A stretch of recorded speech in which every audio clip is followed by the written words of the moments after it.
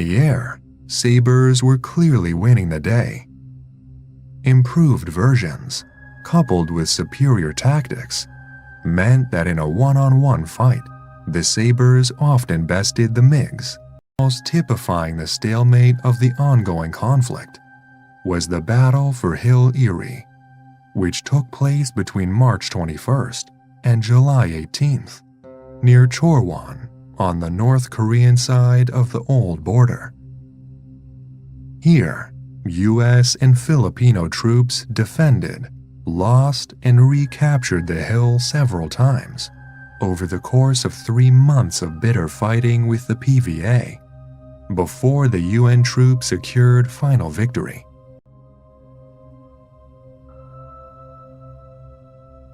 (1952) was to prove a crucial year for the future of the Korean Peninsula.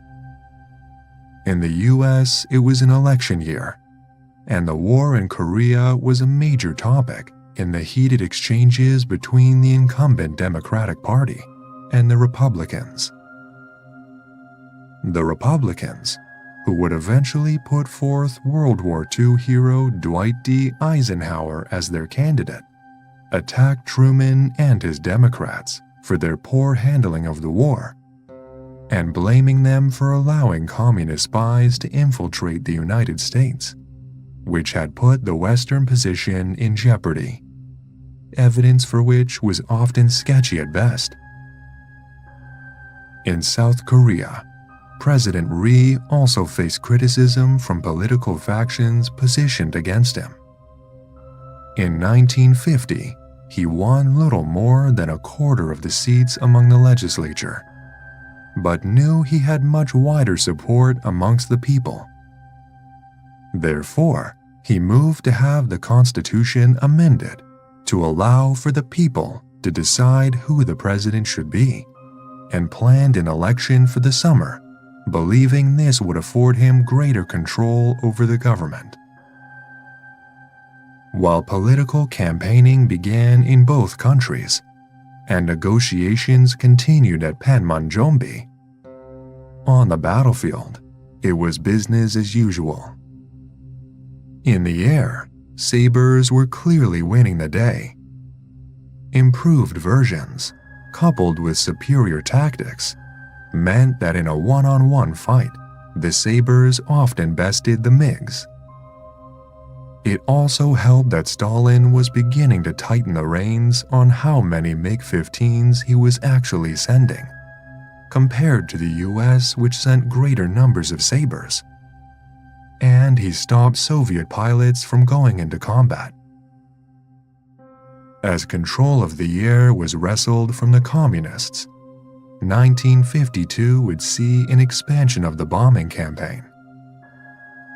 Previously, US and UN aircraft prioritized attacks on North Korean cities and military installations, echoing the successful Allied air campaigns of World War II, which left many North Korean cities reduced to ash and rubble, inspiring memories of Dresden or Hiroshima.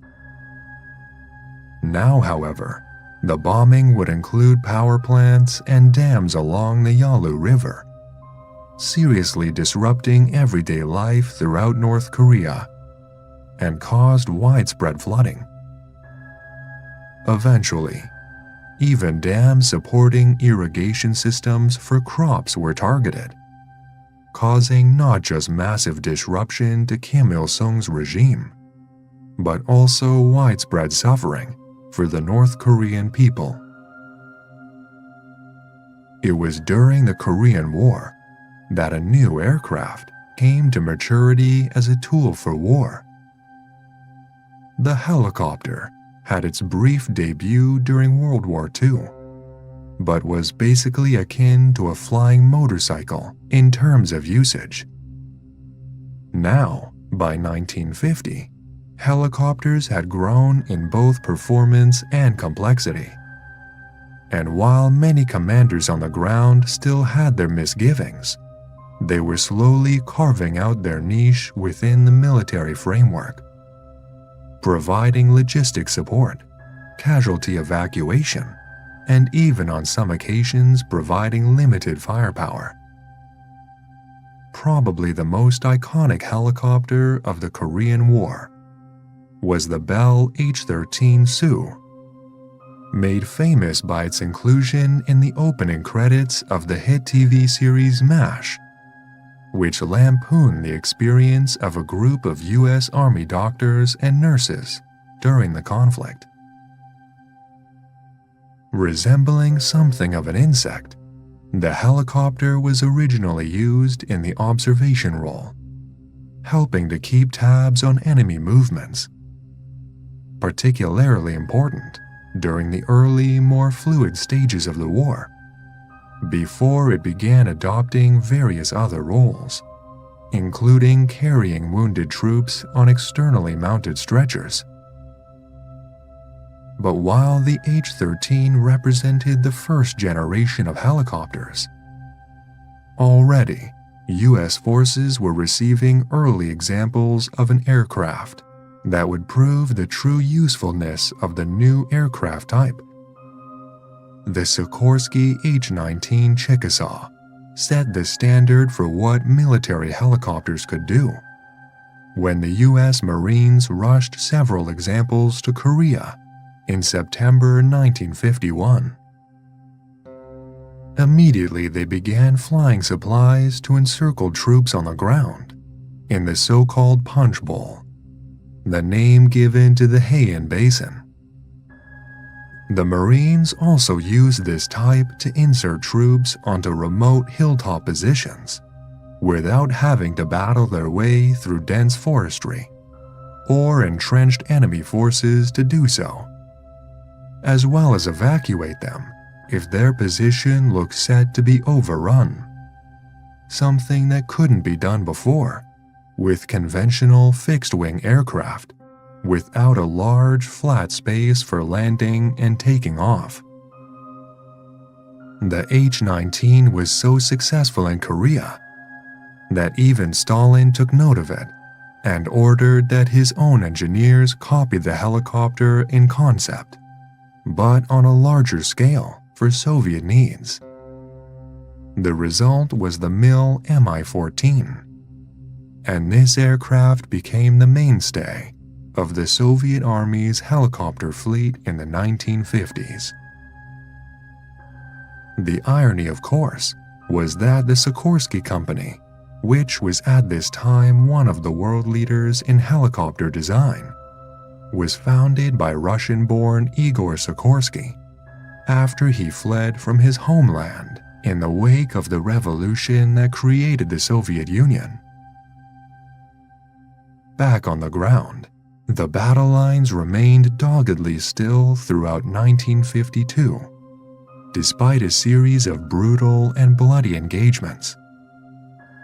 Almost typifying the stalemate of the ongoing conflict was the battle for Hill Erie, which took place between March 21st and July 18th, near Chorwon on the North Korean side of the old border.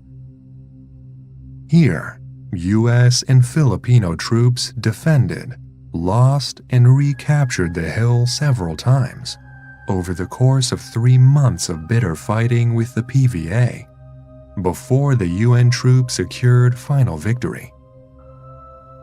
Chinese losses during the course of the battle were appalling.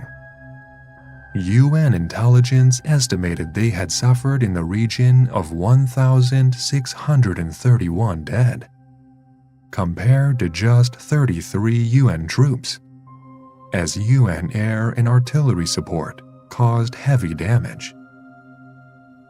By mid-1952, not even Chairman Mao could ignore such loss of life amongst his own people, fighting the US and the UN, and General Peng Dehuai thus undertook a series of journeys from the front to Beijing throughout 1952 to brief him on the ongoing problems for his army.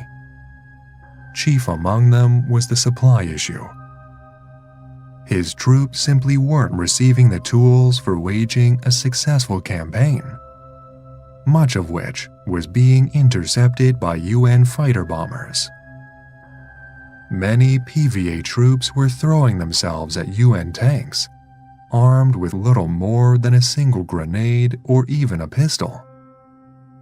If they were lucky, they might have been able to pick up a rifle from a fallen comrade, or even one captured from their enemy. But even then, bullets were getting in short supply. Added to this was the growing problem of food rations. Many Chinese and North Korean soldiers were collapsing and even dying from hunger and dehydration. The infrastructure to provide them with what they needed, all but devastated by intense bombing. Yet, despite all this, the Chinese pushed on, refusing to agree to the offers coming from the off and on-again negotiations with the UN throughout 1952. Meanwhile, on August 5, 1952, Syngman Rhee won a landslide victory in the election, achieving 74.6% of the vote. It was not without controversy, Rhee having used intimidation to get South Korean lawmakers to allow the election in the first place. Now, with a much firmer grip on the government, he was able to focus more attention on the war effort.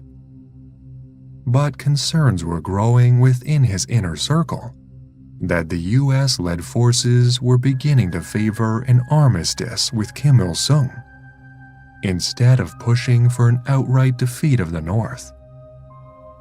Himself opposed to this, Rhee tried to settle such fears by promising that the US people would never allow any of their soldiers to, as he put it, die for a tie.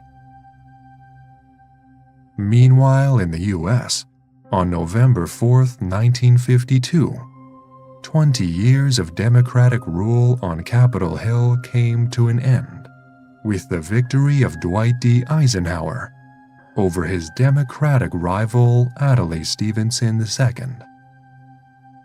Compared with Truman's policies, Eisenhower wanted to take a much tougher stance to end the war in Korea as part of his intention to stop communism, something he argued Truman had failed to do. Crucially, having visited Korea for himself and seen firsthand the stalemate that held in place throughout the year, Eisenhower proved far more receptive to the idea of using nuclear weapons if the Chinese refused to agree to an armistice. As 1953 dawned, the situation in Korea looked as though it could reach a terrible new height.